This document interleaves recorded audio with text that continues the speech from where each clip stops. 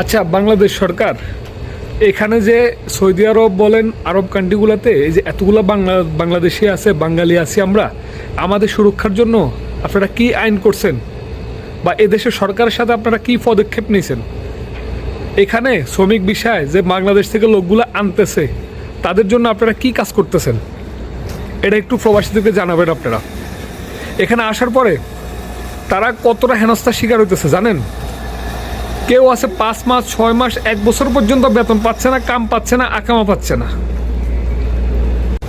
ব্যাঙের ছাতার মতো এজেন্সিগুলো যে খুলে রাখতেছেন, আপনারা খুলছেন এজেন্সি থেকে ভিসা নিয়ে, বা এই যে প্রবাসে দালাল থেকে ভিসা নিয়ে যে সমস্ত লোকগুলো আসতেছে, আবার এই টাকাগুলোই তো এখানে আসার পরে বেতন পাইলে এই টাকাগুলো তো বাংলাদেশে পাঠায়, তো বাংলাদেশে রেমিটেন্স হয়। তো আপনারা কি এই রেমিটেন্সদেরকে নিয়ে কাজ করবেন না? কাজ করার ইচ্ছা নাই আপনাদের? শুধু আপনারা আপনাদের পাওয়ার, ক্ষমতা এগুলো